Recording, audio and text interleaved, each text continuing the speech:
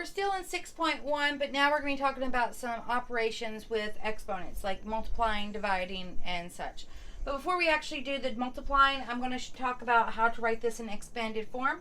If we have a squared times a cubed, if we wanted to make this in expanded form, a squared is the same thing as a times a, right? That's this right here. And this other one over here, let's see, this one didn't work. This one, there's the multiplication, is a times a times a. So if we took this and wrote it in expanded form and then we put them all back together again, we would just have a to the fifth, right? So I took them, broke them down, and put them back, which we don't want to do that a lot of times. We want to know some rules for it. So if we'll take notice of what we did here, we had 2 a's, and then we had 3 a's, so then we had 5 a's altogether, or 5 roots of them, 5 bases. The rule for multiplying exponent is that we have, when we have like bases, we keep the base and add exponents. This only works when you have like bases. So if we have like bases, that means we had a and we had a. We are going to keep the base, so we kept a, and then we just added 2 plus 3. So this we could write as a2 plus 3. Okay? So then that would be a to the fifth. Let's do another example.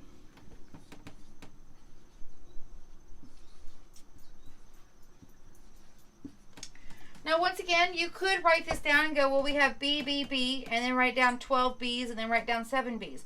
But we just learned that when we multiply exponents, that we can, or exponential notation, if they have the same bases, we have a B, a B, a B, same bases, we can just add their exponents. So this could be B to the 3 plus 12 plus 7, which would be, B would be 12 and 7 is 19. Plus 3 is 22. So it would just be b to the 22nd power. Okay? So there's our multiplication. Let's go on to dividing now. And if I was you, I'd write a little, keep a little notepad over to the side that shows all the rules for these, because we're going to be using them all for this section. So if we want to divide exponents, such as 2 to the 10th over 2 to the 6th. Now, don't think that we need to go in there and find out what 2 to the 10th is. I don't want to go 2 times 2 times 2 times 2 times 2 times 2, etc., and then multiply that and then do the same thing with 6. Let's write this out a little bit and see how, and derive what happens. 2 to the 10th is the same thing as 2 times 2, 3, 4, 5, 6, 7, 8, 9, 10. 1, 2, 3, 4, 5, 6, 7, 8, 9, 10. That's 2 to the 10. Now 2 to the 6th would be 1, 2, 3, 4, 5, 6. Okay? Does everybody agree? Hopefully. So now if we simplify this, isn't this just 1, 1, 1, 1, 1, 1? So we're just left with this, or we're just left with 2 to the 4. We had 2 to the 6th, we had 2 to the 10th, we had 2 to the 6th, now we have 2 to the 4th, which would just be 2 times 2 is 4, 4 times 4 would be 16. So we would want to simplify it at the end. But we don't need to multiply out all those 2's. We can, what did we do? How did we get from 2 to 10th, 2 to 6th? We just subtract. When you have dividing, you take the larger, the same base, the one that has the larger exponent, which is in the numerator here, 10 minus 6, which would be 2 to the 4th. So I took the one that's in the larger, which is in the numerator, and I subtracted the one that's in the denominator, which would be 2 to the 4th, which is 16. And I just showed you how to do that. Let's do another problem.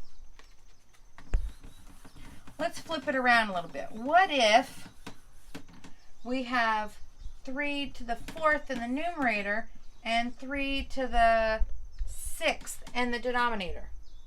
So we just learned that we just need to subtract these, but which one do we subtract? Do we always take it to the numerator?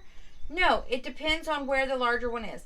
The larger one is in the denominator here, so this time we're going to write, this is in the denominator, so 3 to the 6 stays in the denominator, and we're going to subtract that 4. But what do we need to put up here? a 1 to force that 3 to stay in the denominator. So this would be 1 over 3 squared, which would be 1 over 6.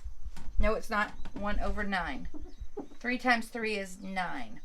So let me just show it, because some of y'all might be scratching your heads going, what happened there? This is 1, 2, 3, 4. 1, 2, 3, 4, 5, 6. These cancel. But to force these to stay in the denominator, you need to make sure that we have a 1 up here. So then that would just be 1 over 9. Okay?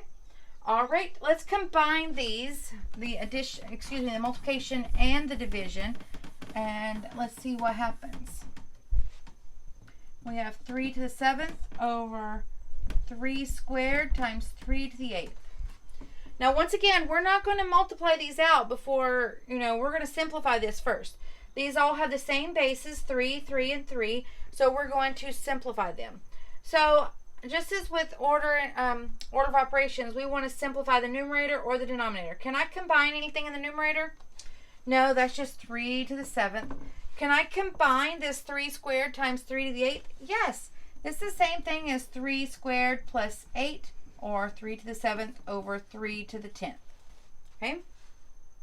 Now we have 3 to the 7th over 3/10. We can simplify that. They have the same base. Remember, these rules apply only when you have the same base of 3. So I can bring the 7 to the denominator, 1 over 3/10 minus 7, which would just be 1 over 3 to the 3rd, which 1 over 3 to the 3rd is the same thing as 1 over 3 times 3 is 9. 9 times 3 is 27. And there would be our simplified answer. Okay, let's do one more of these. Here's another example where we're combining and simplifying things with exponents, excuse me. So here we have 6y cubed, negative 5y, 2y. These are multiplication, so I can rewrite this and say 6 times negative 5 times 2 times y cubed y, right? So I'm just going to multiply these. This is the same thing as negative 30 times 2, which would be negative 60. And this is multiplying exponents, so that's the same thing as y, 3 plus 1, which would be negative 60. Y to the 4th would be our simplified answer. Okay? All right. We'll get back with you at 6.2 next time.